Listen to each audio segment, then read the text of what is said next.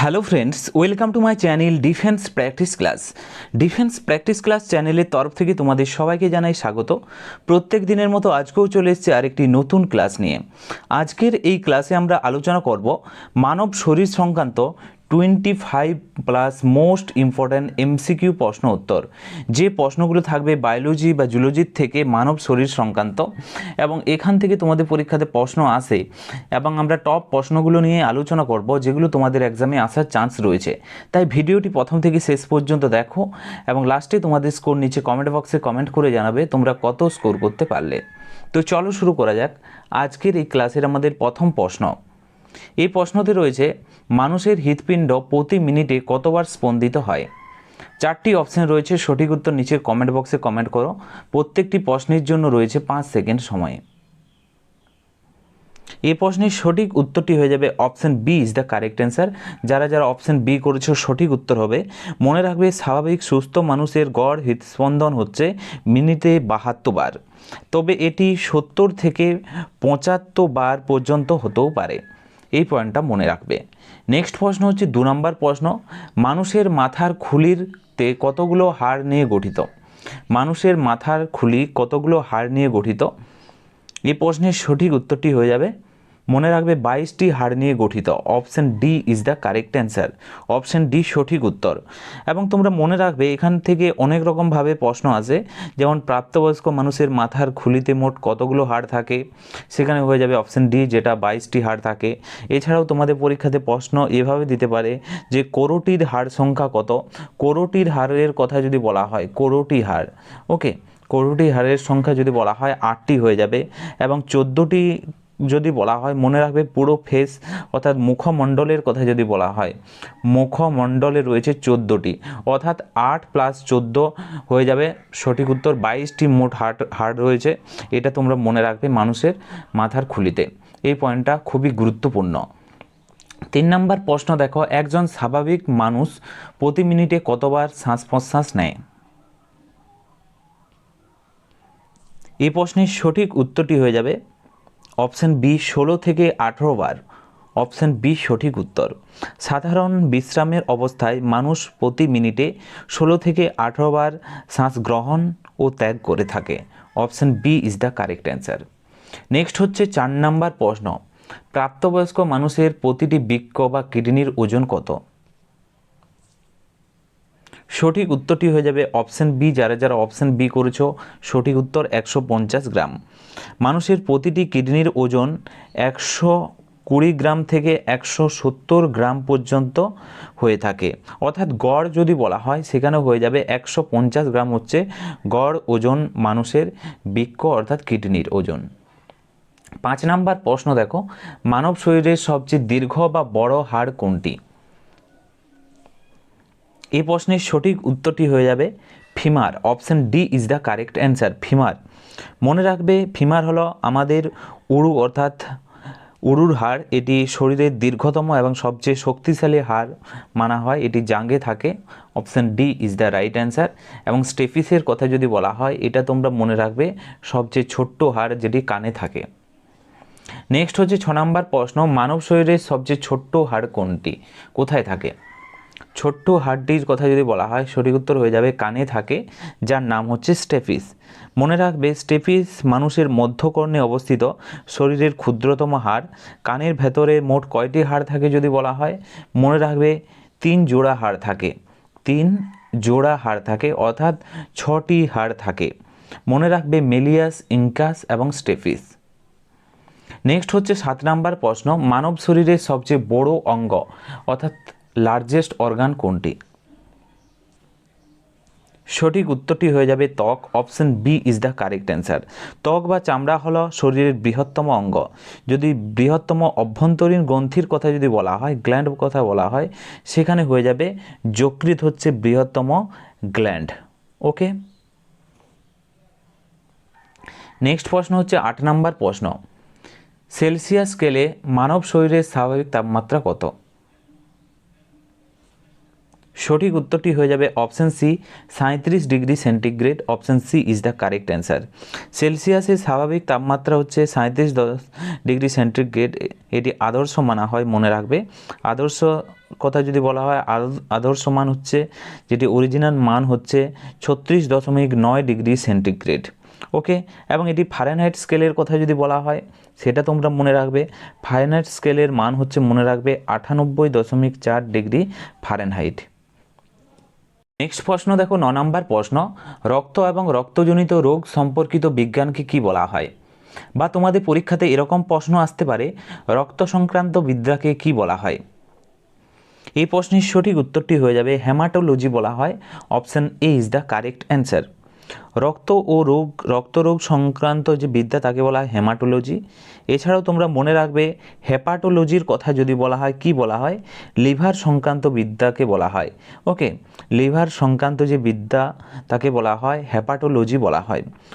তাছাড়াও মনে রাখবে নেফ্রোলজি কাকে বলা হয়? নেফ্রোলজি বলা হয় কিডনি সংক্রান্ত বিদ্যা। ওকে, কিডনি সংক্রান্ত বিদ্যাকে বলা হয় নেফ্রোলজি বলা হয়। এর সাথে সাথে তোমরা মনে রাখবে কার্ডিওলজি কাকে বলা হয়? মনে রাখবে হৃৎপিণ্ড সংক্রান্ত বিদ্যা। ওকে, হৃৎপিণ্ড সংক্রান্ত বিদ্যাকে বলা হয় কার্ডিওলজি। এছাড়াও তোমাদের পরীক্ষাতে প্রশ্ন আসতে পারে, যেমন নিউরোলজি কাকে বলা হয়? তোমাদের পরীক্ষাতে আছে নিউরোলজি কাকে বলা হয়? নিচে ফটাফট কমেন্ট বক্সে কমেন্ট করে জানাও। এছাড়াও তোমরা কমেন্ট বক্সে কমেন্ট করো যে নেফ্রোলজি।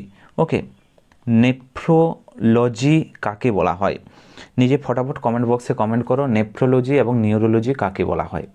নেক্সট হচ্ছে 10 নম্বর প্রশ্ন, একজন প্রাপ্তবয়স্ক মানুষের শরীরে মোট হাড়ের সংখ্যা কত? খুবই ইজি প্রশ্ন এবং এই ধরনের প্রশ্ন তোমাদের পরীক্ষাতে আসে। সঠিক উত্তর হয়ে যাবে 206টি। Option A is the correct answer. প্রাপ্তবয়স্ক মানুষের কঙ্কালে 206টি হাড় থাকে। নবজাত শিশুদের শরীরের কথা যদি বলা হয় সেখানে হয়ে যাবে বাচ্চা শিশুদের 300টি হাড় থাকে। ওকে, নেক্সট প্রশ্ন হচ্ছে 11 নম্বর প্রশ্ন, মানবদেহের কোন অঙ্গটিকে শরীরের ব্লাড ব্যাংক বা রক্ত ব্যাংক বলা হয়? এই প্রশ্নের সঠিক উত্তরটি হয়ে যাবে প্লীহাকে বলা হয়। অপশন সি সঠিক উত্তর। প্লীহা শরীরের ব্লাড ব্যাংক বলা হয় কারণ এটি লোহিত রক্ত কণিকা সঞ্চয় করে এবং পুরনো রক্তকণিকা ধ্বংস করে দেয়। Option C is the correct answer. Next হচ্ছে 12 নম্বর প্রশ্ন, মানুষের লালারসে কোন উৎসেচক বা এনজাইম পাওয়া যায়? সঠিক উত্তরটি হয়ে যাবে অপশন সি, টায়ালিন নামক উৎসেচক পাওয়া যায়। Option C is the correct answer. মনে রাখবে লালারসে টায়ালিন নামক উৎসেচক থাকে যা শ্বেতসার এবং কার্বোহাইড্রেট পরিপাকে সাহায্য করে। Option C is the correct answer. Next প্রশ্ন হচ্ছে 13 নম্বর প্রশ্ন, লোহিত রক্তকণিকা আরবিসি রেড ব্লাড সেল মানব শরীরের কোথায় তৈরি হয়? সঠিক উত্তরটি হয়ে যাবে বোন মেরো অর্থাৎ অস্থি মজ্জাতে তৈরি হয়। Option C is the correct answer. মনে রাখবে অপশন সি সঠিক উত্তর হয়ে যাবে এখানে। নেক্সট হচ্ছে 14 নম্বর প্রশ্ন, মানুষের রক্তের স্বাভাবিক পিএইচ মান কত? Power of hydrogen. এছাড়াও তোমাদের পরীক্ষাতে আসতে পারে পিএইচের full form potential of hydrogen. Okay, full form এটা মনে রাখবে। সঠিক উত্তরটি হয়ে যাবে এখানে 7.4। Option C is the correct answer. এছাড়াও তোমরা মনে রাখবে পিএইচ সামান্য ক্ষারীয়, মানুষের রক্তের পিএইচের মান 7-এর চেয়ে বেশি, তাই এটি হচ্ছে ক্ষারীয়, এবং 7-এর কম যদি হতো সেটি কি হতো? আম্লিক হয়ে যেত। এটা তোমরা মনে রাখবে। নেক্সট হচ্ছে 15 নম্বর প্রশ্ন, মানব শরীরের মাস্টার গ্ল্যান্ড বা প্রভুগ্রন্থি কোনটিকে বলা হয়? সঠিক উত্তরটি হয়ে যাবে পিটুইটারিকে বলা হয়। Option B is the correct answer হয়ে যাবে। পিটুইটারি গ্রন্থি মস্তিষ্কের নিচে থাকে এবং এটি শরীরের অন্যান্য হরমোন গ্রন্থিকে নিয়ন্ত্রণ করে বলে একে প্রভুগ্রন্থি বা মাস্টার গ্ল্যান্ড বলা হয়। নেক্সট হচ্ছে 16 নম্বর প্রশ্ন, দেখো রক্তের গ্রুপ অর্থাৎ ব্লাড গ্রুপ কে আবিষ্কার করেছিলেন? সঠিক উত্তরটি হয়ে যাবে Karl Landsteiner. Option B is the correct answer. Option B সঠিক উত্তর হবে এখানে। মনে রাখবে কার্লে ল্যান্ডস্টেইনারের কথা যদি বলা হয় 1901 সালে তিনি গ্রুপ আবিষ্কার করেন, এ বি ও গ্রুপ আবিষ্কার করেন অর্থাৎ ব্লাড গ্রুপ আবিষ্কার করেছিলেন। নেক্সট প্রশ্ন হচ্ছে 17 নম্বর প্রশ্ন, কোন রক্তের গ্রুপকে সর্বজনীন দাতা বলা হয়? সঠিক উত্তরটি হয়ে যাবে অপশন ডি, ও গ্রুপের রক্তকে বলা হয়। ও গ্রুপের রক্তে কোনো অ্যান্টিজেন না থাকায় এটি যে কোনো গ্রুপের মানুষকে দেওয়া যায়। তাই একে বলা হয় সর্বজনীন দাতা। নেক্সট প্রশ্ন হচ্ছে 18 নম্বর প্রশ্ন, কোন রক্তের গ্রুপকে সর্বজনীন গ্রাহিতা বলা হয়? সঠিক উত্তরটি হয়ে যাবে অপশন সি, এ বি গ্রুপের রক্তকে বলা হয় সর্বজনীন গ্রাহিতা। Option C is the correct answer. মনে রাখবে এ বি গ্রুপের রক্তে কোনো অ্যান্টিবডি থাকে না, তাই এরা যে কোনো গ্রুপের রক্ত গ্রহণ করতে পারে না। Option C is the correct answer. Next হচ্ছে 19 নম্বর প্রশ্ন, লোহিত রক্ত কণিকা অর্থাৎ আরবিসি গড় আয়ু কতদিন? সঠিক উত্তরটি হয়ে যাবে অপশন সি, 120 দিন। লোহিত রক্তকণিকা উৎপত্তির পর 120 দিন পর্যন্ত বেঁচে থাকে এবং এরপর প্লীহায় গিয়ে এটি ধ্বংস হয়। নেক্সট হচ্ছে 20 নম্বর প্রশ্ন, শ্বেত রক্তকণিকার প্রধান কাজ কি? সঠিক উত্তরটি হয়ে যাবে অপশন বি, রোগ প্রতিরোধ ক্ষমতা বাড়ানো। Option B is the correct answer. মনে রাখবে শ্বেত রক্তকণিকা শরীরের জীবাণু আক্রমণ থেকে রক্ষা করে এবং অ্যান্টিবডি তৈরি করে। নেক্সট প্রশ্ন দেখো 21 নম্বর প্রশ্ন, রক্ততঞ্চন বা রক্ত জমাট বাঁধতে কোন ভিটামিন সাহায্য করে? এই প্রশ্নের সঠিক উত্তরটি হয়ে যাবে অপশন ডি, ভিটামিন কে। মনে রাখবে ভিটামিন কে যকৃতে প্রোটিন তৈরিতে সাহায্য করে, যা রক্ত জমাট বাঁধতে বা অপরিহার্য জমাট বাঁধার জন্য। Option D is the correct answer. Okay, এছাড়াও ফ্রেন্ডস তোমরা বাকি অপশানগুলো একবার দেখে নাও এক নজরে। ভিটামিন এ এর কথা যদি বলা হয়, ভিটামিন এ এটি মনে রাখবে চোখের জন্য এটি সাহায্য, মনে রাখার উপায়। এছাড়াও মনে রাখবে ভিটামিন সি এর কথা যদি বলা হয়, ক্ষত সারাতে ব্যবহৃত হয়, ক্ষত সারায়। ওকে, ভিটামিন ই এর কথা যদি বলা হয়, কোষ রক্ষা করে এই ভিটামিন। ওকে, তো চোখ রক্ষা করে ভিটামিন এ, ক্ষত সরায় ভিটামিন সি এবং কোষ রক্ষা করে ভিটামিন ই এবং ভিটামিন কে মনে রাখবে রক্ত জমাট বাঁধতে সাহায্য করে। নেক্সট হচ্ছে 22 নম্বর প্রশ্ন, মানবদেহের কোন অঙ্গে পিত্ত বা পিত্তরস উৎপন্ন হয়? সঠিক উত্তরটি হয়ে যাবে যকৃৎ বা liver. Option B is the correct answer. পিত্তরস যকৃতে বা লিভারে উৎপন্ন হয় এবং এটি পিত্তথলিতে গিয়ে জমা থাকে। 23 নম্বর প্রশ্ন হলো, মানুষের চোখের কোন অংশে প্রতিবিম্ব বা ইমেজ গঠিত হয়? সঠিক উত্তরটি হয়ে যাবে retina. Option D is the right answer. চোখের পেছনের আলোক সংবেদনশীল যে স্তর, সেটি রেটিনাতে বস্তুর উল্টো বা বাস্তব প্রতিবিম্ব তৈরি করে। Option D is the right answer. Next হচ্ছে 24 নম্বর প্রশ্ন, মানুষের স্থায়ী দাঁতের সংখ্যা কয়টি? সঠিক উত্তরটি হয়ে যাবে অপশন সি, 32টি। মনে রাখবে তোমরা একজন প্রাপ্তবয়স্ক মানুষের মুখে স্থায়ী দাঁতের সংখ্যা হচ্ছে 32টি। ওপরের চোয়ালে থাকে 16টি এবং নিচের চোয়ালে থাকে 16টি, মোট থাকে 32টি দাঁত থাকে। নেক্সট প্রশ্ন হচ্ছে 25 নম্বর প্রশ্ন, ইনসুলিন হরমোন মানবদের কোন অঙ্গ থেকে নিঃসৃত হয়?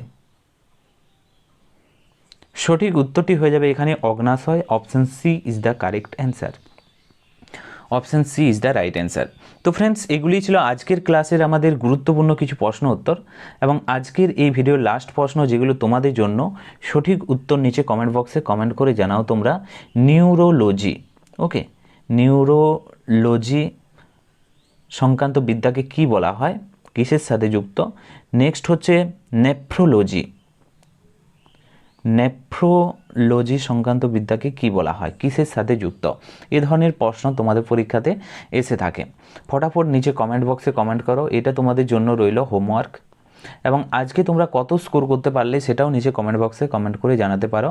এবং ভিডিওটি যদি ভালো লেগে থাকে অবশ্যই লাইক করো এবং তোমাদের বন্ধুদের সাথে ভিডিওটি শেয়ার করো।